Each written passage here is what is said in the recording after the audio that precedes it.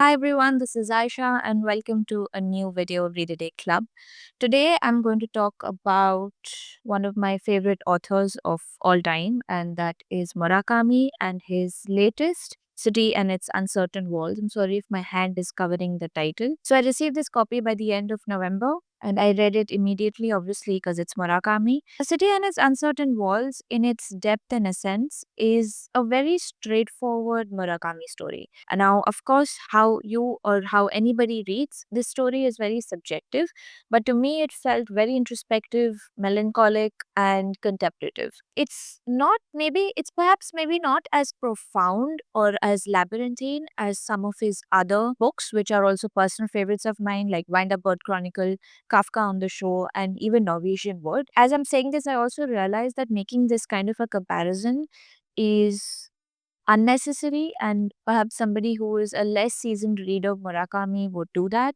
But this just gives me a good idea of where to place this book on my shelf in terms of how my experience was. And I found that The City and Its Uncertain Walls was perhaps it was quite lighthearted, candid, atmospheric, but not in a very impactful and memorable manner. It did not emotionally gut me, if that makes sense, the way that his other books have. Everything that Murakami has created in the story is set in a very familiar setting.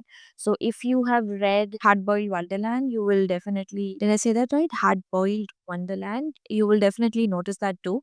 But also the overarching themes of loneliness and longing, reality and dreams, memories and time, love and loss, and just the dual natures of existence. I feel like Murakami has returned to his roots in a lot of ways, just connecting introspective fiction with the surreal and the human. All these elements coexist very naturally and very organically.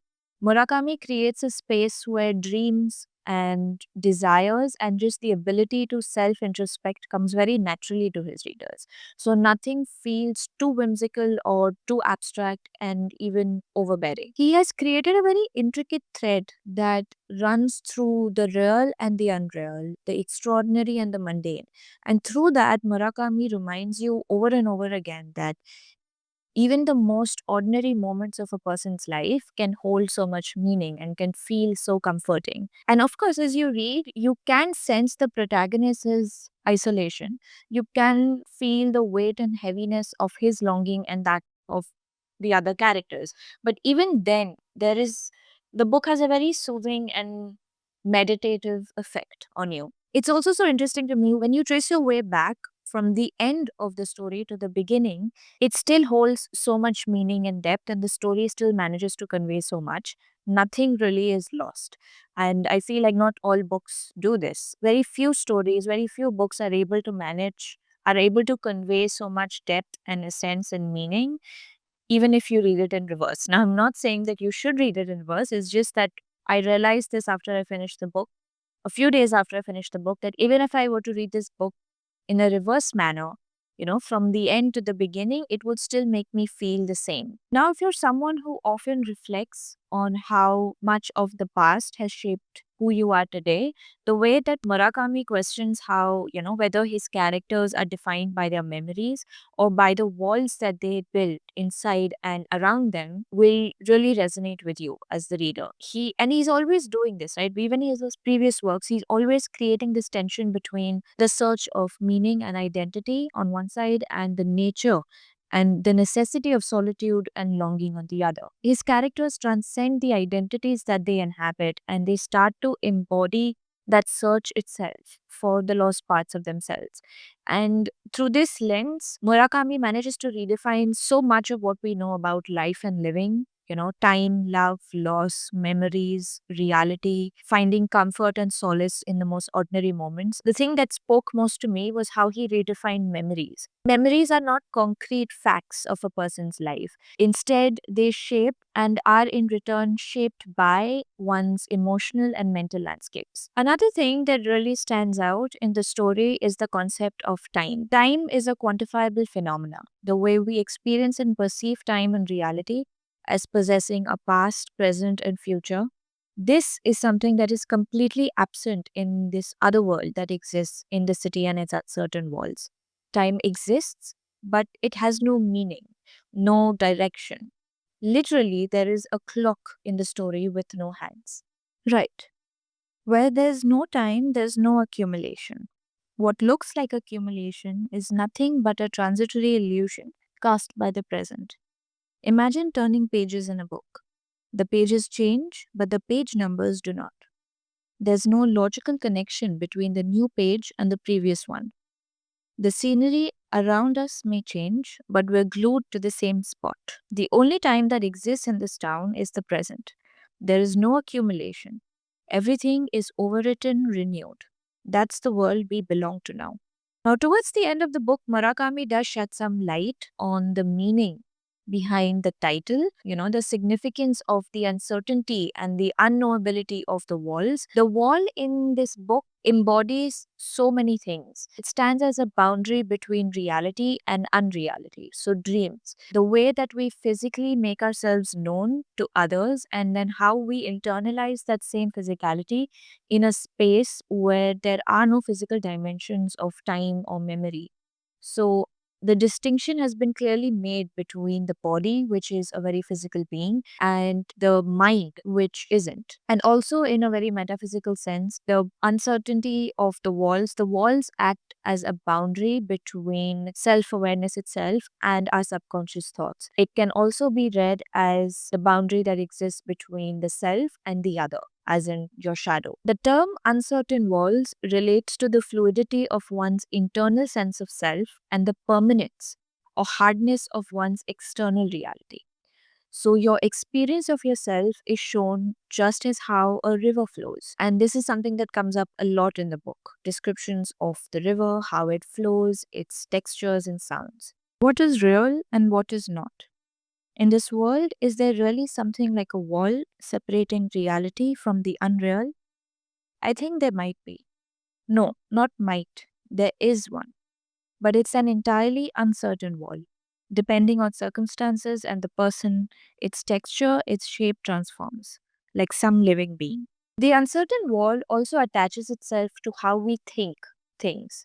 So, as humans, we create entire cities out of how we feel and think and relate to others and our own selves. So, when read that way, the walls in the story can become a very symbolic manifestation of our own psyche. The walls surrounding this other world are constantly shifting, they are expanding, contracting, they are because their existence in the story is deeply dependent on the characters' mental and emotional landscapes.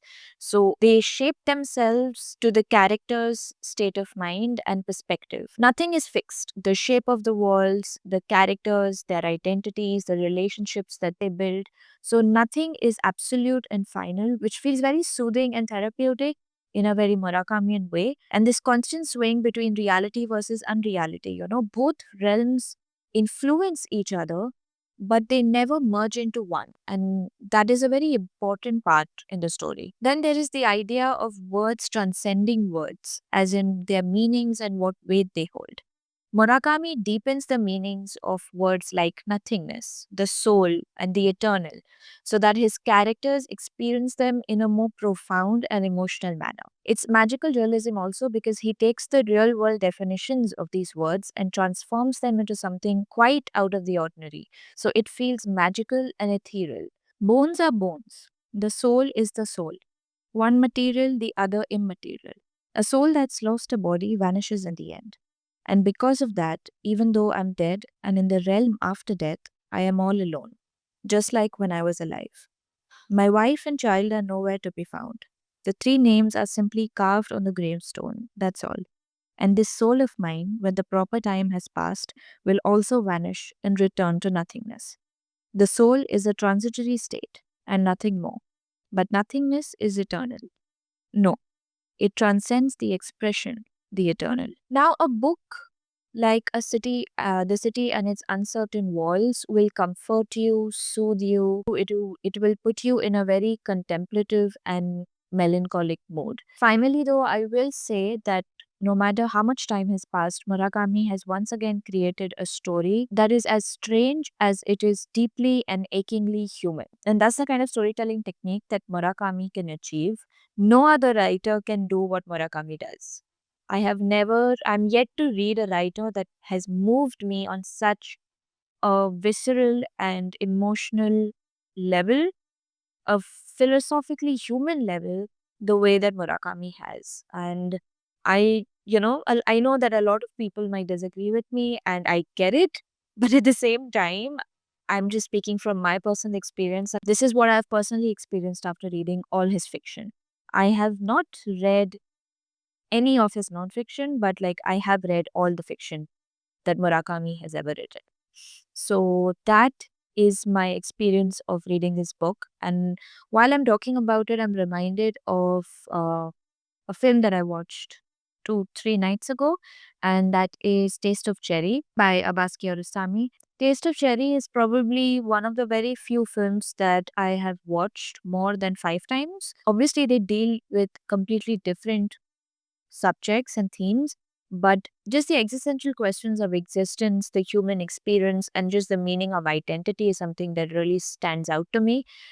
You know, longing for meaning amidst life's uncertainties. And also that Taste of Cherry has this reflective rhythm that is very reminiscent of the way Murakami writes. When you talk about the simplicity and gravity of human existence. And I also think a lot of Murakami's characters and their search for meaning is rooted in Sartre's idea of existence precedes sense, which is something that is also there in Taste of Cherry. That in Murakami's characters, the search it's deeply grounded in his characters wrestling with the freedom of defining their own purpose, and in the case of Taste of Cherry, with the burden of defining his own purpose or meaning in life. Even the minimalist approach of storytelling in both Taste of Cherry and Murakami's world is again very reflective, because it just heightens the existential themes and the seemingly mundane conversations and landscapes that take place in Murakami's world and Kiarostami, where even a simple act takes on such existential weight. There's Heidegger's concept of being in the world, where ordinary experiences are imbued with so much weight, so much importance, where you're just in that awareness of existence. And that is something that I feel